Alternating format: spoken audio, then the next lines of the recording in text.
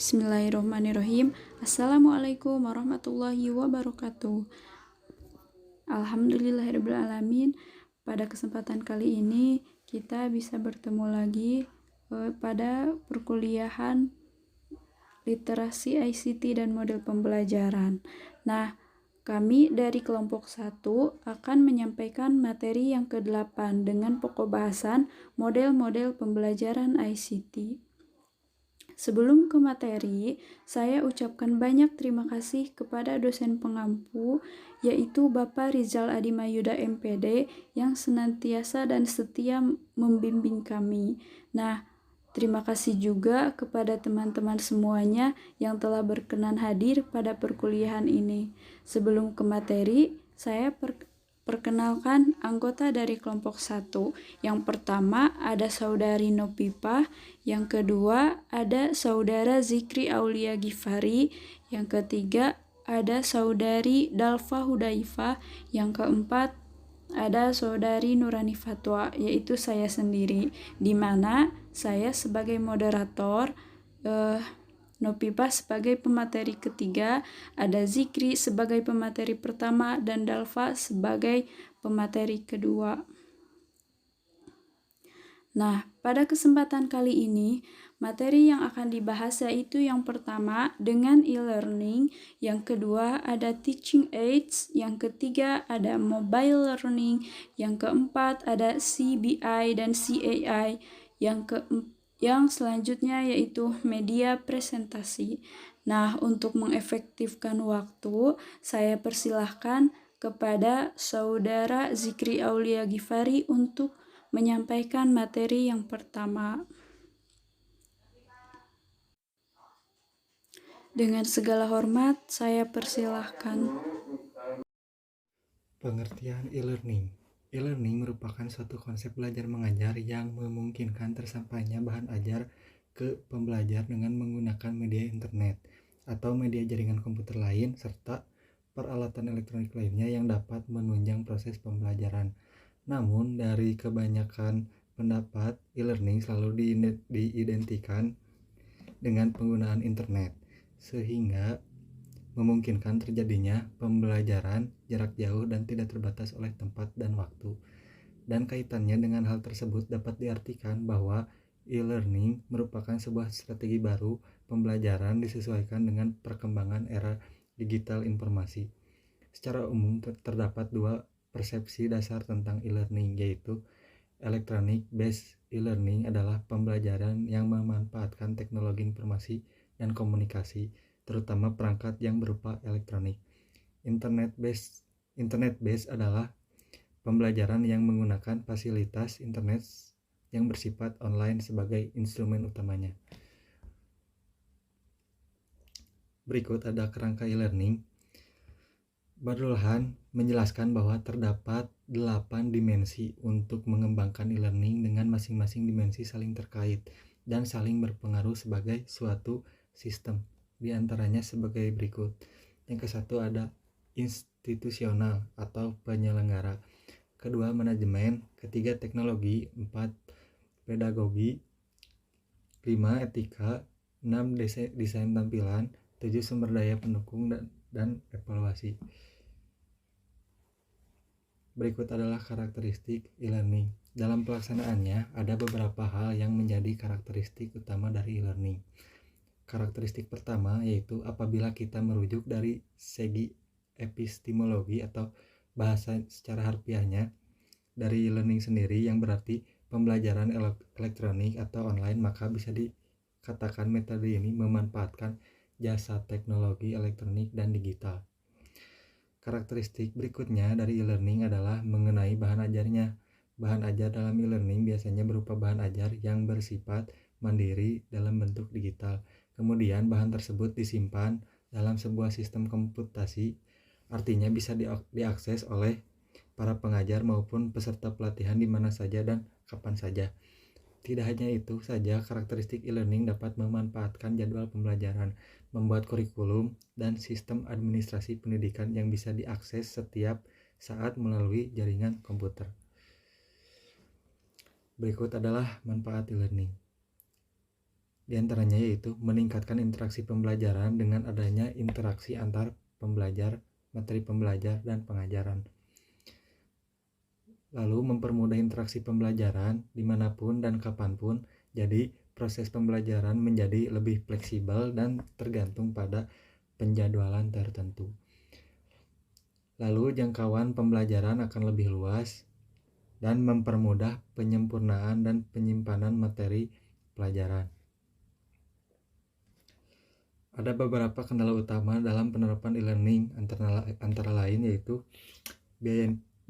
biaya investasi untuk infrastruktur, internet, dan sumber daya manusia. Sisi kelemahan yang menjadi efek pembelajaran e-learning adalah tidak tersampaikannya value pelatihan yang berisikan nilai dan etika moral yang sesungguhnya merupakan core atau inti dari proses pendidikan dan pelatihan. Lalu dengan pembelajaran e-learning lebih mengutamakan aspek teknis dan komersialitas dan mengesampingkan aspek perubahan perilaku. Lalu proses pembelajaran cenderung ke arah aspek knowledge daripada menekankan aspek psikomotorik dan afektif.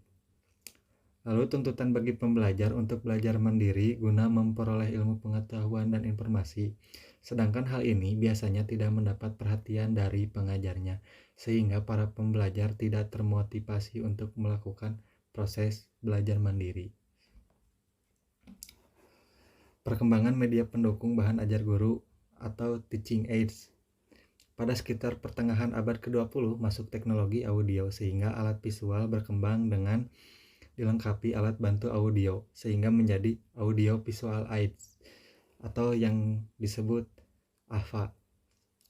Bermacam peralatan digunakan guru untuk menyampaikan pesan ajar kepada siswa melalui penglihatan dan pendengaran untuk menghindari verbalisme yang masih mungkin terjadi kalau hanya menggunakan alat bantu visual saja.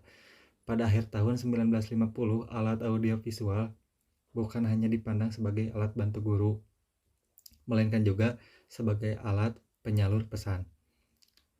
Pada tahun 1965 sampai 1970, pendekatan sistem atau system approach mulai menampakkan pengaruhnya dalam kegiatan pendidikan dan pembelajaran. Pendekatan sistem ini mendorong digunakannya media sebagai bagian integral dalam program pembelajaran. Guru-guru mulai merumuskan tujuan pembelajaran berdasarkan tingkah laku siswa. Untuk mencapai tujuan pembelajaran tersebut, mulai dipakai berbagai format media. Guru mulai belajar bahwa cara belajar siswa berbeda-beda. Sebagian lebih cepat belajar melalui visual dan sebagian lainnya melalui audio. Yang lain melalui media audio visual dan sebagainya. Dari sini maka lahirlah konsep penggunaan multimedia dalam kegiatan pembelajaran. Pemanfaatan multimedia masih dikembangkan sampai sekarang ini. Sebagai contohnya adalah peneliti kembangkan yaitu pengembangan teaching aids berbasis multimedia pada mata pelajaran PTD. Pengertian teaching aids. Teaching aids atau bahan ajar guru merupakan pesan-pesan pembelajaran yang dapat didesain baik secara cetak atau print material maupun non-cetak atau non-print material guna mendukung pencapaian kompetensi belajar siswa. Kustiono tahun 2010. Teaching aids atau sering disebut bahan ajar adalah segala bentuk bahan, informasi, alat, dan teks yang digunakan untuk membantu guru atau instruktur dalam melaksanakan kegiatan belajar mengajar. Sadiman 2002. Teaching aids berbasis multimedia yang dikembangkan dalam penelitian ini didesain dengan menggunakan software Macromedia Flash 8.0 berisi animasi-animasi yang memvisualisasikan materi pelajaran. Selain itu juga disertai video pemanfaatan untuk memperjelas materi, sehingga materi yang bersifat abstrak dapat dikembangkan seperti menjadi nyata, memudahkan siswa dalam memahami materi pelajaran. Penggunaan teaching aids berbasis multimedia secara teknis yaitu file disimpan dalam bentuk soft copy dan dikemas dalam bentuk CD atau media penyimpanan lain. Produk ini ditampilkan di depan kelas dengan menggunakan perangkat multimedia berupa komputer dan LCD. Kegunaan Teaching Aids. Kegunaan Teaching Aids berbasis multimedia dalam proses pembelajaran yaitu sebagai berikut. 1. Mengatasi keterbatasan ruang dan waktu. 2. Memperjelas penyajian pesan, mencegah timbulnya verbalisme. 3. Mengatasi sikap pasif siswa, menjadikan lebih interaktif, kreatif, dan aktif secara mandiri. Dan 4. Mentransmisikan pesan-pesan pembelajaran lebih konstruktif dan menarik. Adapun format sajian Teaching Aids berbasis multimedia adalah sebagai berikut. 1. Tutorial. Sebagaimana layaknya tutorial yang dilakukan oleh guru atau instruktur sesungguhnya. Informasi berisi suatu konsep disajikan dengan teks gambar, baik diam ataupun bergerak dan grafik, pada saat yang tepat, yaitu ketika dianggap bahwa pengguna telah membaca, menginterpretasikan, dan menyerap konsep itu, diajukan pertanyaan atau tugas. Yang kedua, simulasi. Dalam multimedia, pembelajaran dengan format ini menyerupai proses yang terjadi di dunia nyata. Misalnya untuk mensimulasikan proses mengakses program desain web. Format ini mencoba memberikan pengalaman secara nyata dan langsung. Kemudian tahapan pembuatan Teaching Aids berbasis multimedia. 1. Analisis kebutuhan. Pengembang perlu menentukan kebutuhan dan kompetensi dasar apa yang diinginkan agar dapat dilakukan oleh pembelajar setelah selesai mengikuti pembelajaran berdasarkan masalah-masalah dalam suatu pembelajaran. Juga menjadi faktor dibuatnya Teaching Aids berbasis multimedia. Dalam analisis kebutuhan perlu ditentukan secara tepat agar kompetensi dari pembelajaran dapat tercapai. Yang kedua, memilih topik yang tepat sesuai kebutuhan. Dengan menggunakan hasil analisis kebutuhan yang sudah pengembang kembangkan lebih lanjut, pengembang dapat melakukan pemilihan topik yang tepat dan sesuai untuk dikembangkan. Pemilihan ini mengacu pada sumber belajar siswa, misalnya buku petunjuk kerja, buku pegangan guru, LKS, dan sebagainya. Yang ketiga, membuat garis besar isi multimedia atau GBIM. GBIM dikembangkan dengan merinci lebih operasional batas tujuan, sasaran, strategi, materi, media, dan evaluasi. Selain itu, kompetensi dasar dan indikator-indikator belajar siswa yang ada juga harus disertakan. Yang keempat, penulisan naskah. Langkah selanjutnya adalah menulis naskah Teaching Aids berbasis multimedia. Format naskah harus mencakup semua elemen di dalam Teaching Aids berbasis multimedia. Format naskah dikembangkan sesuai kebutuhan nantinya. Yang kelima, pembuatan media pendukung bahan ajar guru berbasis multimedia. Kegiatan produksi mencakup pembuatan rancangan tampilan, pemrograman, pembuatan gambar atau grafis, pembuatan animasi, pengetikan teks, dan lain-lain, sampai menjadi media yang utuh. Yang keenam, evaluasi dan revisi. Proses evaluasi pada kegiatan produksi Teaching Aids berbasis multimedia ini dinamakan evaluasi formatif, yaitu evaluasi yang bertujuan untuk memperbaiki produk, sedangkan revisi adalah tindakan perbaikan dari hasil evaluasi. Selanjutnya, pembelajaran mobile learning. Mobile learning merupakan model pembelajaran yang dilakukan antar tempat atau lingkungan dengan menggunakan teknologi yang mudah dibawa pada saat pembelajar berbeda-beda kondisi mobile atau ponsel. Dengan berbagai potensi dan kelebihan yang dimilikinya, mobile learning diharapkan akan dapat menjadi sumber belajar alternatif yang dapat meningkatkan efisiensi dan efektivitas proses dan hasil belajar peserta didik di Indonesia di masa datang. Program mobile learning yang dimaksud dalam tulisan ini adalah program media pembelajaran berbasis ponsel, HP, atau mobile yang terdapat pada situs Mobile Education Net. Konsep pembelajaran mobile learning membawa manfaat ketersediaan materi ajar yang dapat diakses setiap saat dan visualisasi materi yang menarik. Istilah mobile learning atau mobile learning merujuk pada penggunaan perangkat genggam seperti PDA, ponsel, laptop, dan perangkat teknologi informasi yang akan banyak digunakan dalam belajar mengajar. Dalam hal ini, kita fokuskan pada perangkat handphone atau telepon genggam. Tujuan dari pengembangan mobile learning sendiri adalah proses sepanjang waktu atau long life learning. Siswa atau mahasiswa dapat lebih aktif dalam proses belajar mengajar. Maka mahasiswa tidak perlu harus hadir di kelas hanya untuk mengumpulkan tugas. Cukup tugas tersebut dikirim melalui aplikasi pada mobile phone yang secara tidak langsung akan meningkatkan kualitas proses belajar itu sendiri. Kemudian manfaat mobile learning. Berikut ada beberapa manfaat mengenai mobile learning dari dua sudut, yaitu dari sudut peserta didik dan pendidik. Dari sudut peserta didik, yaitu 1. Belajar di sekolah kecil di daerah miskin untuk mengikuti mata pelajaran tertentu yang tidak dapat diberikan oleh sekolahnya. Yang kedua, mengikuti program pendidik di rumah atau homeschooler untuk mempelajari materi pembelajaran yang tidak dapat diajarkan oleh para orang tuanya, seperti bahasa asing dan keterampilan di bidang komputer. Ketiga, merasa fobia dengan sekolah atau peserta didik yang dirawat di rumah sakit maupun di rumah, yang putus sekolah tetapi berminat melanjutkannya pendidikan, maupun peserta didik yang berada di berbagai daerah atau bahkan yang berada di luar negeri. 4. Tidak tertampung di sekolah konvensional untuk mendapatkan pendidikan.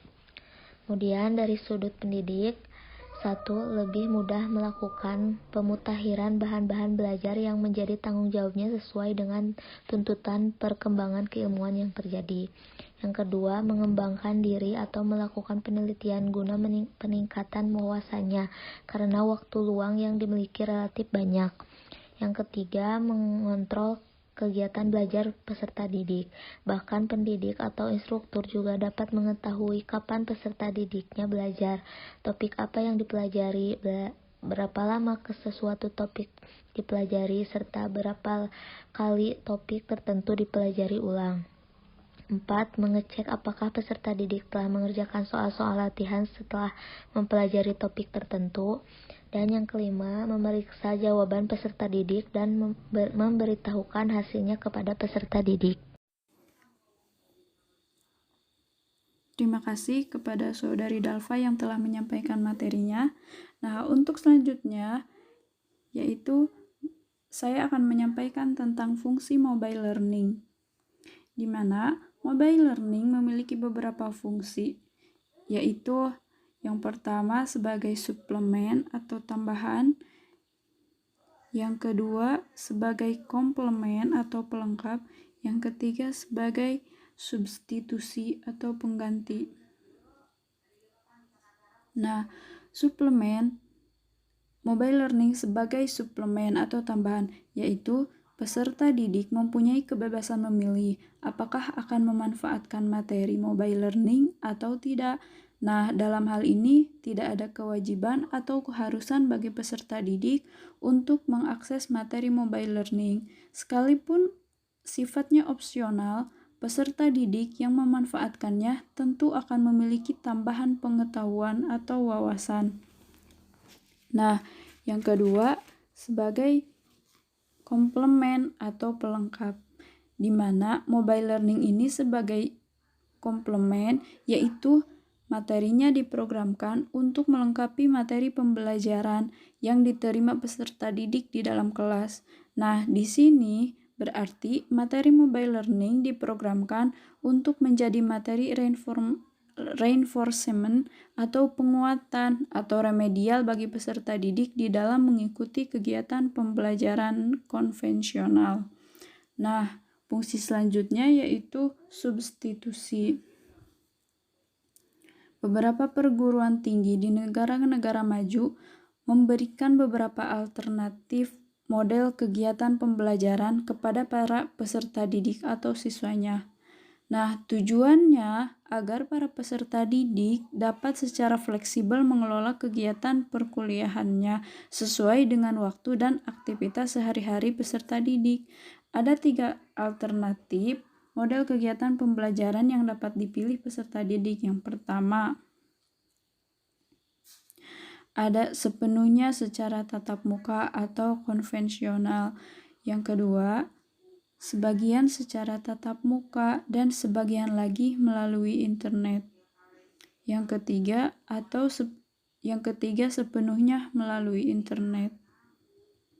Mobile learning juga mempermudah interaksi antar peserta didik dengan materi pembelajaran. Demikian juga interaksi antara peserta didik dengan pendidik atau instruktur maupun antar sesama peserta didik dapat saling berbagi informasi atau pendapat mengenai berbagai hal yang menyangkut pelajaran ataupun kebutuhan pengembangan peserta didik.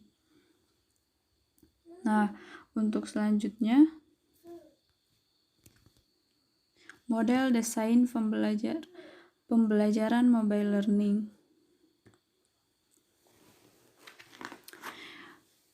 Pembelajaran mobile learning atau model desain pembelajaran learning memiliki beberapa aspek atau melibatkan beberapa aspek dalam pengembangannya. Yang pertama, infrastruktur. Nah, pengembangan mobile learning tidak akan berkembang tanpa aspek infrastruktur teknologi. Sebuah pondasi di mana infrastruktur teknologi ini sebagai sebuah pondasi atau kerangka kerja yang bisa mendukung suatu sistem atau organisasi yang terdiri dari sumber daya fisik dan juga virtual yang mendukung arus penyimpanan, pengolahan, dan analisis data. Yang kedua, aspek yang terlibat dalam pengembangan mobile learning itu sendiri yaitu sumber daya, di mana sumber daya adalah suatu nilai potensi yang dimiliki oleh materi atau unsur dalam kehidupan terdiri dari sumber daya fisik atau non-fisik. Yang ketiga, pengembangan mobile learning ini melibatkan aspek lingkungan. Nah, mobile learning tidak akan berkembang jika suatu lingkungannya tidak mendukung dalam pengembangan tersebut.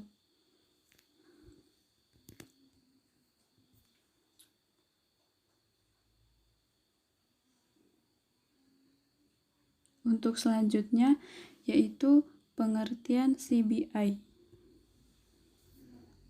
CBI atau Computer Based Instruction adalah sebuah pembelajaran terprogram yang menggunakan komputer sebagai sarana utama atau alat bantu yang mengkomunikasikan materi kepada siswa. Metode CBI dengan CAI merupakan dua buah metode yang berbeda.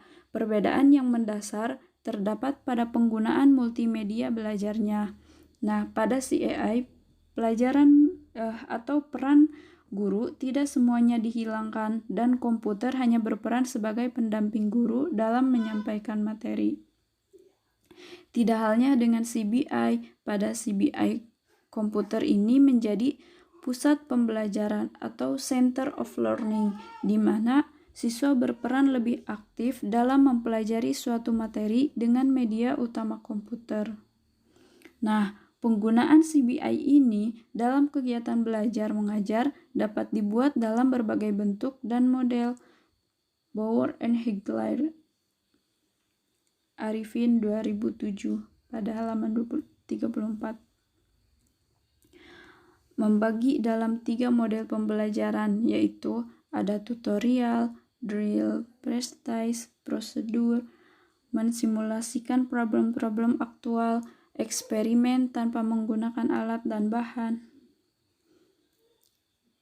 Nah, Cooperet membagi dalam 3 model pembelajaran, yaitu presentasi kelas, demonstrasi, dan simulasi. Sedangkan Heinrich mengembangkan ke dalam 6 model, yaitu tutorial, praktek dan latihan atau drills and practice, simulasi atau simulation, permainan atau games, penemuan atau discovery, dan pemecahan masalah atau problem solving.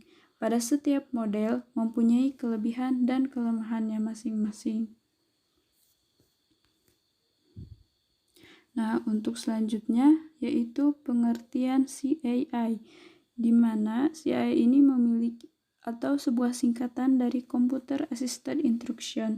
Hakikatnya merupakan penawaran baru dalam cara pembelajaran. Nah, komputer sebagai media akan lebih banyak membantu siswa menemukan hal-hal baru yang lebih menarik dibandingkan dengan cara-cara konvensional yang lebih berpusat pada guru. Walaupun sudah kita ketahui bersama bahwa cara-cara belajar dan mengajar serta pemerolehan informasi pembelajaran tiap individu berbeda. Banyak sekali teori-teori yang berupaya menguraikan cara belajar tiap individu. Kebanyakan dari teori ini mengidentifikasikan atribut-atribut yang mirip. Uraian yang paling sederhana, ada orang yang belajar lebih baik dengan membaca, ada juga yang lebih baik lewat mendengarkan. Ada yang dengan memperhatikan orang lain, mengerjakan tugas, ada pula yang harus mengerjakan tugas itu sendiri. Nah, dari keberagaman ini, atau kebanyakan di antara kita menggunakan beberapa kombinasi dari beberapa cara ini. Setiap orang atau semua orang mempunyai tingkat aptitude yang berbeda. Selain kepribadian dan pengalaman hidup berbeda-beda yang mungkin memotivasi atau sebaliknya memotivasi cara belajar. Nah, seorang yang secara fisik maupun psikis tidak memiliki kemampuan sebagaimana orang-orang normal atau bisa disebut dengan tunarungu, tunawicara, dan sebagainya. Mungkin akan perlu bantuan komputer untuk mengakses bahan-bahan pembelajaran lewat cara baru dengan menggunakan bantuan komputer. Nah, selanjutnya format penyajian pesan dan informasi dalam model pembelajaran CAI.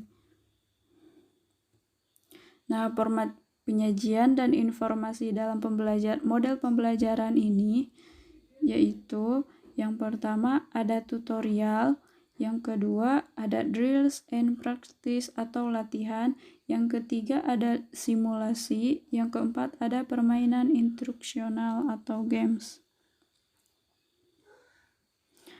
Nah, untuk tutorial, program pembelajaran tutorial dengan bantuan komputer meniru sistem tutor yang dilakukan oleh guru atau instruktur. Informasi atau pesan berupa suatu konsep disajikan di layar komputer berupa teks, gambar, atau grafik. Pada saat yang tepat, siswa diperkirakan telah membaca atau menginterpretasi dan menyerap konsep itu atau konsep yang dipelajari, suatu pertanyaan atau soal yang akan diajukan. Jika jawaban siswa benar, komputer akan melanjutkan penyajian informasi atau konsep berikutnya. Nah, jika jawabannya salah, komputer dapat kembali ke informasi konsep sebelumnya atau pindah ke salah satu dari penyajian informasi konsep remedial. Dalam tutorial ini ada dua model, yaitu tutorial terprogram merupakan seperangkat tayangan baik statis maupun dinamis yang lebih dahulu diprogramkan. Secara berturut, seperangkat kecil informasi ditayangkan diikuti dengan pertanyaan. Jawaban siswa dianalisis oleh komputer atau dibandingkan dengan kemungkinan jawaban yang telah dirancang oleh si pembuat program, baik itu guru atau siapapun yang membuat program dalam komputer tersebut. Dan berdasarkan hasil analisis itu, umpan balik yang sesuai. Urutan linear dan urutan bercabang digunakan. Penetapan kapan bercabang dimaksudkan untuk penyajian materi pelajaran tambahan berdasarkan hasil analisis perkembangan siswa setelah menyelesaikan beberapa latihan atau tugas. Nah, ada juga dengan tutorial intelligent. Nah, berbeda dengan tutorial terprogram, karena jawaban komputer terhadap pertanyaan siswa dihasilkan oleh intelijensi artifisial atau kecerdasan buatan, bukan jawaban yang terprogram atau yang telah disiapkan terlebih dahulu oleh si perancang. Dengan demikian, ada dialog dari waktu ke waktu antar siswa dengan komputer. Baik siswa maupun komputer dapat bertanya atau maupun memberi jawaban. Nah, selanjutnya ada latihan. Latihan untuk mempermahir keterampilan atau memperkuat penguasaan konsep dapat dilakukan dengan modus drills and practice. Komputer menyiapkan serangkaian soal atau pertanyaan yang serupa dengan yang biasa ditemukan dalam buku atau lembaran kerja atau workbook. Misalnya, soal matematika sederhana, menentukan sudut segitiga, menghitung luas, berbagai bentuk dengan geometrik. Satu soal diajukan dengan jawaban yang diberikan oleh siswa, kemudian dinilai atau dianalisis, dan balikan disajikan sebelum soal ditampilkan. Sebagian besar program drills ini merekam hasil jawaban siswa yang kemudian dapat dilaporkan atau ditunjukkan kepada siswa atau guru pada akhir kegiatan dan menjadi landasan untuk pembelajaran selanjutnya. Selanjutnya yaitu simulasi atau simulation. Nah, program simulasi dengan bantuan komputer mencoba untuk menyamai proses dinamis yang terjadi di dunia nyata. Misalnya, siswa menggunakan komputer untuk mensimulasikan cara menerbangkan pesawat terbang, atau menjalankan usaha kecil, atau memanipulasi pengendalian pembangkit listrik tenaga nuklir. Nah, program ini berusaha memberikan pengalaman masalah-masalah dunia nyata yang berhubungan dengan risiko seperti bangkrut, malapetaka nuklir, kecelakaan, dan lain-lain. Untuk selanjutnya ada permainan instruksional atau games. Nah, program permainan yang dirancang dengan baik dapat memotivasi siswa dan meningkatkan pengetahuan dan keterampilannya. Permainan instruksional yang berhasil menggabungkan aksi-aksi permainan video dan keterampilan penggunaan papan ketik pada komputer. Siswa dapat menjadi terampil mengetik karena permainan siswa dituntut untuk menginput data dan mengetik jawaban atau perintah dengan benar.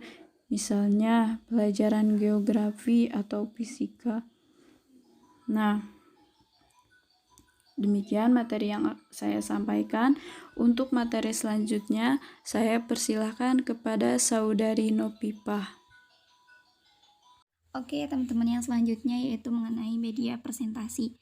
Nah, di sini ada pengertian media presentasi. Menurut etimologi, kata media merupakan bentuk jamak dari kata medium yang memiliki arti perantara atau pengantar. Medium dapat didefinisikan sebagai perantara atau pengantar terjadinya komunikasi dari pengirim menuju ke penerima. Sedangkan kata media dalam bahasa Arab diartikan wasala yang artinya perantara atau pengantar pesan. Nah, adapun pengertian media secara istilah menurut beberapa ahli. Yang pertama menurut Gagne dalam Sadiman DKK 1993 menyatakan bahwa media adalah berbagai jenis komponen dan lingkungan siswa yang dapat merangsang untuk belajar.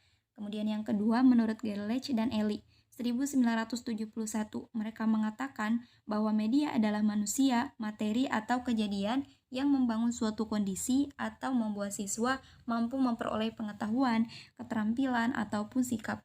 Nah, dalam pengertian ini, guru, buku teks, dan lingkungan sekolah itu merupakan media.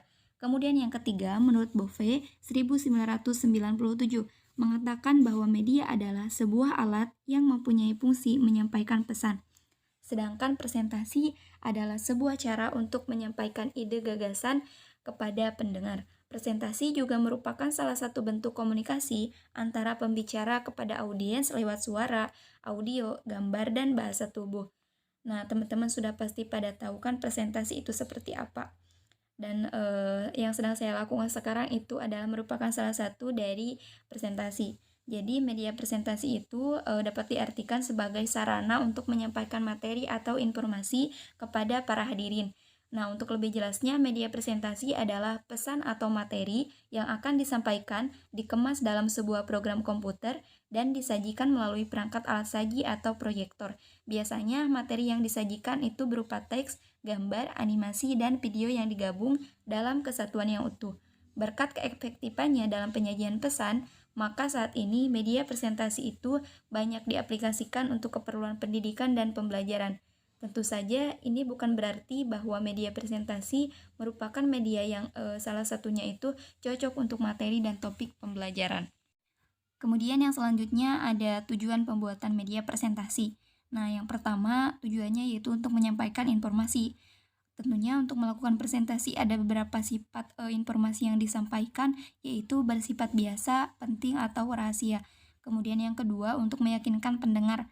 Untuk memulai presentasi, pembicara itu telah menyiapkan beberapa data atau susunan naskah dan bukti-bukti untuk disampaikan kepada pendengar agar mereka itu yakin. Semula yang asalnya memiliki unsur ketidakjelasan dan ketidakpastian, sehingga ketika diadakan presentasi oleh pembicara, seseorang atau kelompok orang tersebut menjadi yakin atas informasi yang diberikan. Kemudian yang ketiga, untuk memotivasi dan menginspirasi pendengar untuk melakukan suatu tindakan. Teman-teman, demi tercapainya suatu tujuan yang dipresentasikan, maka pembicara itu perlu untuk memotivasi atau menjadi simulasi kepada pendengar agar mereka dapat melakukan sebuah tindakan.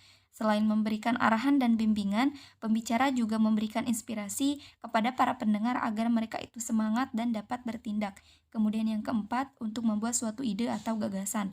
Nah, presentasi yang dilakukan hanya bertujuan untuk memunculkan suatu ide atau gagasan dari para peserta pendengar. Tipe tujuan ini biasanya diterapkan pada suatu perusahaan atau organisasi yang mengalami suatu masalah yang sulit untuk dipecahkan, sehingga membutuhkan pendapat atau argumen orang lain untuk memecahkannya.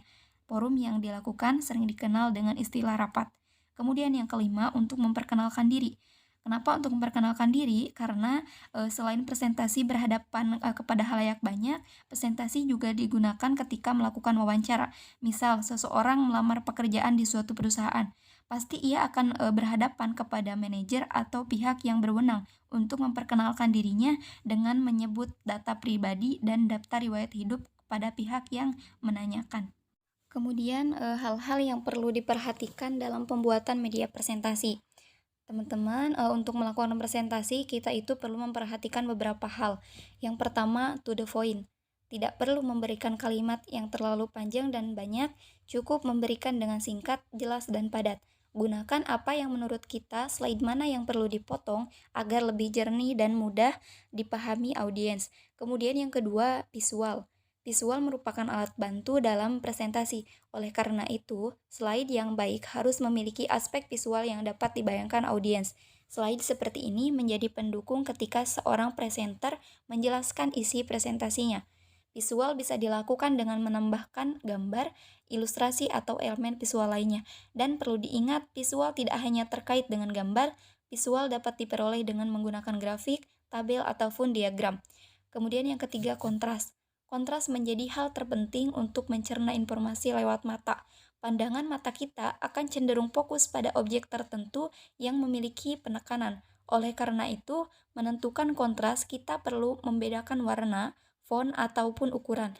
Kita juga bisa menciptakan kontras pada informasi yang ingin kita tekankan.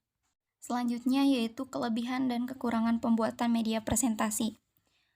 Nah, teman-teman, media presentasi juga memiliki kelebihan dan kekurangannya masing-masing. Yang pertama, kelebihan media presentasi, satu, dapat menyajikan teks, gambar, foto, animasi, audio, dan video sehingga menjadi lebih menarik. Yang kedua, dapat menjangkau kelompok banyak. Yang ketiga, tempo dan cara penyajiannya itu bisa disesuaikan. Yang keempat, penyajiannya masih bisa bertatap muka. Yang kelima, dapat digunakan secara berulang-ulang. Yang keenam, bahan materi-materinya mudah didapat dan pembuatannya tidak terlalu rumit, sehingga tidak terlalu banyak mengeluarkan biaya pembuatannya. Selain memiliki kelebihan, media presentasi juga memiliki kekurangan atau kelemahan. Yang pertama, ketergantungan arus listrik itu sangat tinggi. Kemudian yang kedua, media pendukungnya atau komputer dan LCD itu cukup mahal. Yang ketiga, penggunaan media ini sangat tergantung pada penyaji materi. atau penyaji harus menguasai betul-betul materinya. Yang keempat, disajikan hanya dalam bentuk teks dan kebanyakan hanya berbentuk animasi-animasi gambar saja. Oke, yang selanjutnya yaitu program aplikasi pembuatan media presentasi. Nah, teman-teman di sini ada beberapa program. Yang pertama ada PowerPoint. Teman-teman pasti sudah tidak asing lagi mendengar dan melihat PowerPoint. PowerPoint ini sering digunakan untuk melakukan kegiatan presentasi. Menurut Susilana, PowerPoint merupakan program aplikasi presentasi dalam komputer. Dengan bantuan software tersebut, seseorang bisa membuat bentuk presentasi profesional dengan mudah di mana presentasi tersebut dapat digunakan sebagai bahan untuk pembelajaran. Kemudian yang kedua ada Pisme. Pisme merupakan layanan yang berbasis code untuk membuat presentasi lebih cantik. Pisme ini menyediakan berbagai template untuk membentuk infografis, presentasi, diagram, banner web, animasi, dan resume. Untuk membuat presentasi yang lebih menarik, maka kita dapat menambahkan animasi yang telah disediakan di platform tersebut. Nah, keuntungan menggunakan Pisme ini, kita dapat menikmatinya secara gratis ataupun offline. Kemudian yang ketiga ada Google Slide.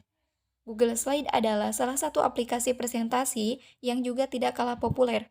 Pada dasarnya, cara kerja Google Slide sama dengan PowerPoint.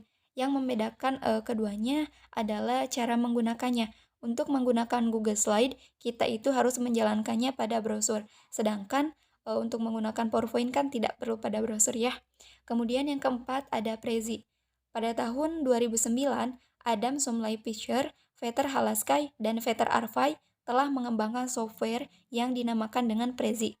Prezi ini memiliki gaya-gaya presentasi berbentuk storytelling dengan menggunakan teknologi cloud. Yang paling menarik dalam software ini yaitu fitur Zooming User Interface atau ZUI, di mana fitur ini akan membuat presentasi bisa diperbesar atau zoom serta dinavigasikan dengan cara unik dan cantik. Oke, yang selanjutnya yaitu contoh media presentasi visual. Nah, teman-teman, selain kualitas materi dan keterampilan untuk presentasi, ada pun aspek yang tidak kalah penting dalam presentasi, yaitu media presentasi, baik secara visual maupun audio. Media presentasi ini meliputi software atau perangkat lunak dan alat presentasi. Dalam memilih media presentasi juga perlu diperhatikan dengan baik ya, teman-teman, karena jika tidak, maka materinya tidak akan tersampaikan dengan baik kepada audiens. Nah, di sini ada beberapa contoh dari media presentasi visual yang sering digunakan. Yang pertama ada LCD TV atau monitor. Teman-teman bisa lihat pada gambar nomor 1. Nah, LCD TV atau monitor ini memiliki keunggulan dan kekurangannya masing-masing.